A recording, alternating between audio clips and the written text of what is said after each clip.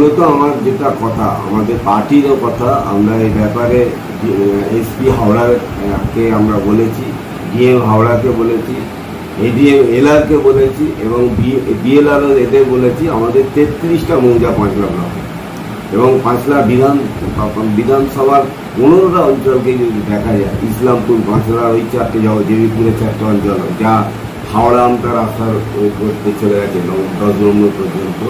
রাস্তার দুধারে যতগুলো মৌজা আছে, কৃষি কাজ যেখানে হতো, যে মানুষ চাষ করে তার জীবন জীবিকা সংসার বেঁচে থাকতো, সেই চাষ আজকে বন্ধ হয়ে যাচ্ছে।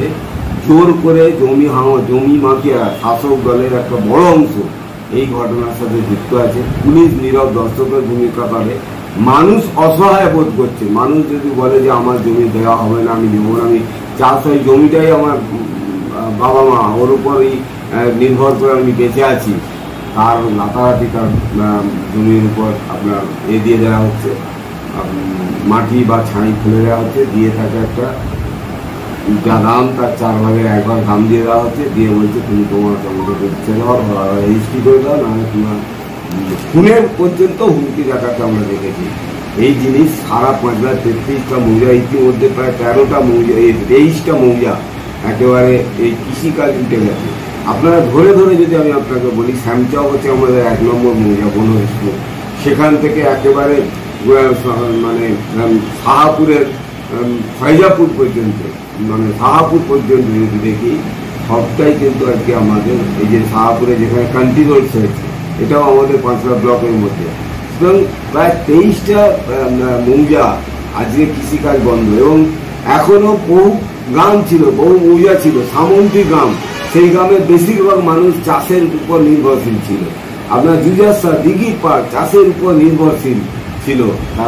আজকে তারা দুবেলা দুমুঠো পেট ভরে খেতে পারছে না, তারা ওষুধ চিকিৎসা করাতে পারছে না, ছেলে মেয়েদের লেখাপড়া শেখাতে পারছে না। অথচ দিব্যি এখানকার কিছু একটা গণেশ কমপ্লেক্স, অনেকগুলো একটা কোম্পানি, তারা বলছে শিল্প করবো। 2011 সাল থেকে জমি এরকমভাবে জোর করে নেওয়া শুরু করেছে সরকার পালা বদলের পর। তারপর এই কাজ চলছে, কিন্তু সমস্ত কাজ জমিতে কোনো প্রোডাক্টিভ, কোনো উৎপাদিত কোনো কারখানা হচ্ছে না। ফলে কর্মসংস্থান সংকোচন হয়ে যাচ্ছে, কর্মসংস্থান আবার নতুন করে হচ্ছে না, শিল্পও হচ্ছে না, জমিও মানে কেড়ে চাষের জমি কেড়ে নেওয়ার ফলে কর্মচ্যুত হচ্ছে। ভয়ঙ্কর একটা মানে পরিস্থিতি সারা পাঁচলায় তৈরি হয়েছে। এবং শাসক দলের একটা বড় অংশ, প্রথম সারির নেতৃত্ব এই ঘটনার সাথে যুক্ত আছে। আমরা এই ঘটনার তীব্র নিন্দা করছি। আমরা ডিএমকে বলেছি অবিলম্বে চাষের জন্য, এখনো পর্যন্ত দিঘি জমাতে বড় কানা নদী থেকে যে জল আসে, মানে সেই জলে বড় মেন নালা বা খাল, তা বন্ধ করে দেওয়া হয়েছে। আপনি ভাবতে পারেন, আপনার রাজাপুর ক্যানেল থেকে সাঁকরাইল হয়ে স্টেশন পর্যন্ত একটা খাল ছিল, সেই খাল সালতি দিয়ে মানুষ যাতায়াত করতে সাঁকরাইল স্টেশন যখন হয়নি, সেই খাল বন্ধ করে দেওয়া হয়েছে। সুতরাং এই পরিস্থিতিতে পাঁচলায় হাহাকার তৈরি হয়েছে। আমরা আমাদের কৃষক সংগঠনের পক্ষ থেকে সর্বস্তরে এই কৃষি জমি হাঙরদের বিরুদ্ধে লড়াই। আমরা বলি জমি নিক, কিন্তু তাদের প্রোডাক্টিভ মানুষের কর্মসংস্থান যাতে হয়, কারখানা বিরুদ্ধে আমরা না, কিন্তু কাজে কারখানাও হবে না, অথচ জমি নিয়ে তাকে রিয়েল ব্যবসা মানে তারা করবে। এই পরিস্থিতি চলতে দিনের পর দিন বাউন্ডারি দিয়ে ফেলে রাখবে, এই পরিস্থিতি চলতে পারে না। আমরা এই ঘটনার তীব্র নিন্দা করছি এবং অবিলম্বে প্রশাসনকে, যারা পুকুর ভরাট করে দিচ্ছে, খাল ভরাট করে দিচ্ছে, যারা চাষযোগ্য জমিতে মাটি ফেলে উঁচু করে দিয়ে জমি দখল করছে, তাদের বিরুদ্ধে আইনানুগ ব্যবস্থা গ্রহণ করা হোক, এটাই প্রশাসনের কাছে আমাদের বক্তব্য। এ ব্যাপারে আমরা সংশ্লিষ্ট ডিএম, সংশ্লিষ্ট আপনার এসপি, পুলিশ, তাদের সবার কাছে আমরা বিষয়টা এনেছি। মানুষ জাগ্রত হচ্ছেন, মানুষ স্বতঃস্ফূর্তভাবে আমাদের এই আন্দোলনের সাথে যুক্ত হতে চাইছে হচ্ছে।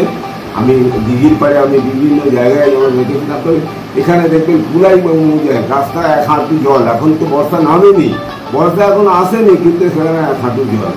এই পরিস্থিতি তৈরি হওয়ার কারণে আমরা মনে করছি যে অত্যন্ত উদ্বিগ্নের মধ্যে যে আগামী দিনে মানুষ চাষ করে থাকে, চাষ যেমন বন্ধ হয়ে যাচ্ছে, আগামী দিনে মানুষের থাকার জায়গাও পাবে কিনা এই সংশয় আমাদের দেখা দিয়েছে। সুতরাং এরকম পরিস্থিতিতে আমরা চাই যে অবিলম্বে এই বেআইনি জমি ভরাট বন্ধ হোক, বেআইনি খাল পুকুর নেচা বন্ধ হোক। তারপর দুলগড় থেকে আপনারা যদি দেখেন যে দিয়াসা দায়গাবাদপুর পর্যন্ত সব জায়গায় এই ঘটনা ঘটছে। সুতরাং মেন যে নালা নিকাশি জল বেরোয় সব বন্ধ হয়ে গেছে, তার বিরুদ্ধে আমাদের মূল কথা যারা করছেন আইনত। আপনারা জানেন যে 924 একর আইটিসিকে আপনার আপনার ওই ফাউন্ডিয়া অ্যাসোসিয়েশনকে জমি দিয়েছিল তদানীন্তন সরকার, বামপন্থী সরকার। এখনো পর্যন্ত তারা 600-650 মতো জমি তারা দখল মানে তারা একবার তারা নিজেরা নিয়েছেন, সরকার হস্তান্তর করে দিয়েছে তাদের। তা এখনো পর্যন্ত দেখা যাবে 2 থেকে 4টে আপনার সেখানে কারখানা এসেছে। এই পরিস্থিতির জন্য আমরা সরকারের একটা ভূমিকার আমরা তীব্র নিন্দা করছি এবং কারখানার যারা মালিক, যারা যোদ্ধার, যারা শোষক, সেই শোষকের হাত থেকে জমি ফিরিয়ে দেওয়ার আবেদন করছি। সেই উদ্যোগ সরকারকে নিতে হবে। এরা কি বলে মা মাটি মানুষের সরকার। মা আজকে কাঁদছে, মার মাটি আজকে রক্তাক্ত হচ্ছে, চাষ বন্ধ হয়ে যাচ্ছে, আর মাটি সরকার মানে কি মা মাটির সরকার আজকে দেখবো সবটাই মা খুন হচ্ছে, মা ধর্ষিত হচ্ছে, মায়েরা বোনেরা ধর্ষিত হচ্ছে 80 থেকে 8 বছরের মেয়ে পর্যন্ত। আর কৃষককে মাটি মানে কৃষককে ছাত্র আজকে কৃষক বঞ্চিত হচ্ছে, তাদের ন্যায্য পাওনা থেকে কৃষক জমি কেড়ে নেওয়া হচ্ছে। এই সমস্ত ঘটনার তীব্র আমরা নিন্দা করছি এবং এই